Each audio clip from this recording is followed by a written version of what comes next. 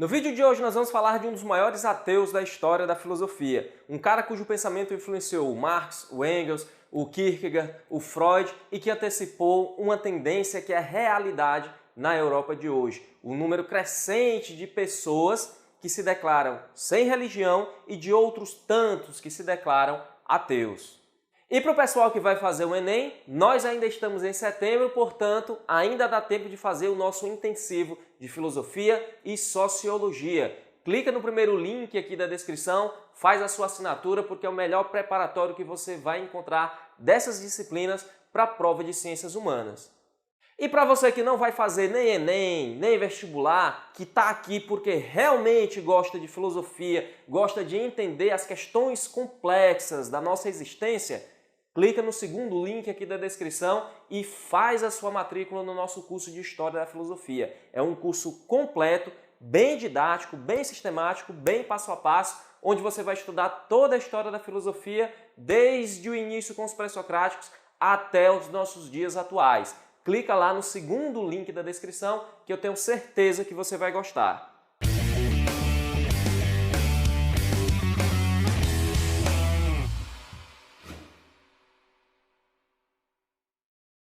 O Feuerbach foi um pensador alemão que viveu no século XIX e que começou os seus estudos no campo da teologia. Ele passou 2 anos estudando teologia até começar os seus estudos com Hegel. Ele foi contemporâneo do Hegel e foi aluno deste lá na Universidade de Berlim. E aqui ele começa a sua carreira na filosofia. Ele até escreve uma carta para o pai dele dizendo que em 4 semanas, estudando com Hegel, ele aprendeu muito mais do que os 2 anos que ele ficou estudando teologia.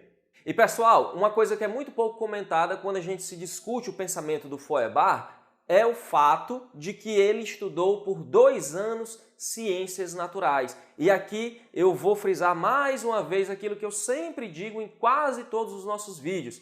Quando a gente se propõe a entender um pensador, nós temos que entender o espírito da época dele, o contexto histórico, político, social, econômico e intelectual que ele está inserido. Apesar do Feuerbach ser um grande nome na crítica à religião, na crítica à própria ideia de Deus, a crítica à religião não começa com o Feuerbach. O rápido progresso no campo das ciências, juntamente com os seus grandes resultados, foram um golpe muito grande, não só na filosofia, como na religião também.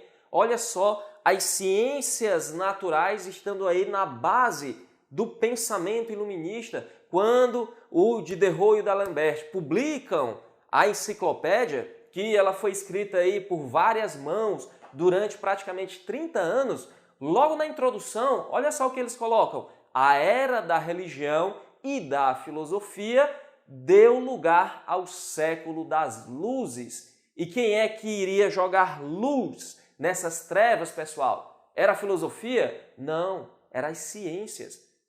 A ciência que se alinhou à técnica produziu aquilo que a gente conhece hoje como tecnologia. E aí nós tivemos os grandes avanços no campo do conforto material, do progresso material da humanidade. Todo esse progresso da ciência também influencia no surgimento do positivismo, que foi uma escola filosófica de pensamento influenciada pelo Comte, onde ele nos diz o quê, pessoal? Que o pensamento religioso não tem vez em uma sociedade positiva. O pensamento religioso é algo primitivo que deve ser expurgado da sociedade positiva, da sociedade em que impera o conhecimento científico. Além disso, todo esse progresso científico influenciou também uma outra corrente filosófica de pensamento bem mais ampla, que foi o materialismo. O que é que diz o materialismo? Não existe nada além da matéria. Tudo aquilo que a gente acredita que está além da matéria, todas aquelas divindades, todos aqueles entes metafísicos, são só ilusão. A crença religiosa é uma ilusão, a crença metafísica é falsa. Só existe aquilo que os nossos sentidos conseguem captar. No caso, só existe a matéria. E eu não acredito que você está até agora assistindo esse vídeo e ainda não se inscreveu no nosso canal. clica aqui, se inscreve, ativa as notificações para você não perder as nossas próximas publicações e deixa o seu like para ajudar o nosso canal. Então, pessoal, é nesse contexto intelectual, imbuído de todo esse materialismo e partindo de uma crítica à filosofia do Hegel, que o Feuerbach vai publicar duas das suas principais obras: A Essência do Cristianismo, em 1841, e Lições sobre a Essência da Religião, em 1851. Aqui ele vai fazer uma crítica não só à religião, ele vai ser bem mais profundo, ele vai fazer, como a gente já falou, uma crítica à própria ideia de Deus. O Hegel nos diz, com todo o seu idealismo, que a natureza é uma concretização da ideia. E entendam aqui, natureza naquele sentido mais amplo. Natureza é toda a nossa realidade sensível existente. Natureza é toda a matéria. Então, é a ideia que cria a matéria. O Feuerbach, com todo o seu materialismo, vai discordar do Hegel, dizendo que a natureza independe da ideia. A natureza existe por si só e o homem, na sua relação com essa natureza, é que vai criar as representações. O que são essas representações? As ideias. Então, o Hegel, ao partir da ideia, ao dizer que o ser, aquilo que existe, é a ideia e que tudo se deriva da ideia, quando ele cria todo o seu sistema filosófico baseado nisso, ele está fazendo apenas uma vã especulação. E aí ele vai tratar de tudo no seu sistema filosófico, menos do homem concreto, menos desse homem que vive aqui nessa nossa realidade concreta, nesse nosso mundo sensível. Segundo Feuerbach, quando Hegel coloca o homem e a natureza como partes do espírito absoluto, ele está fazendo aqui uma abstração muito grande, porque esse espírito absoluto não existe, isso é pura abstração. E esse espírito absoluto, ele não é capaz de entender, de descrever a nossa realidade.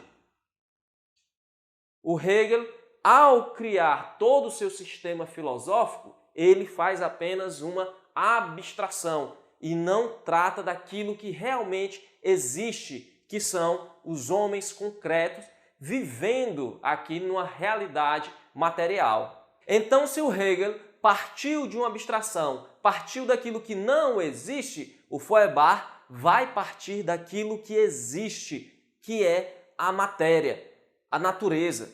Se o ser para o Hegel é a ideia, o ser aqui para o Feuerbach é aquilo que é concreto, é a natureza, é a nossa realidade material existente. E aqui, como a gente já viu, se o homem, ao se relacionar com essa natureza, cria as suas representações, a ideia de Deus é apenas mais uma representação. E aqui também ele se pergunta, bom, então por que o homem criou Deus?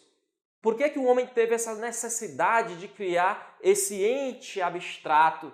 Por que o homem teve essa necessidade de criar essa ideia ilusória de Deus? Porque, segundo Feuerbach, seguindo a crença do cientificismo, essa nossa realidade aqui não tem sentido nenhum. As coisas acontecem, os fenômenos naturais acontecem seguindo leis naturais objetivas, neutras e imparciais. Não existe nenhum plano por trás de toda a nossa existência. Não existe nenhum demiurgo por trás de tudo isso. Não existe um primeiro motor imóvel onde tudo tende para esse primeiro motor, que é a causa de tudo, que é a causa da existência de tudo, como queriam os antigos, como queriam Platão e o Aristóteles. Não existe um Deus todo-poderoso que criou tudo e que ordenou todas as coisas e que deu um sentido para toda essa criação. Não tem nada disso. A natureza existe e pronto, e segue leis cegas, objetivas e imparciais. E então, diante de toda essa realidade sem sentido, o homem se viu na necessidade de criar um Deus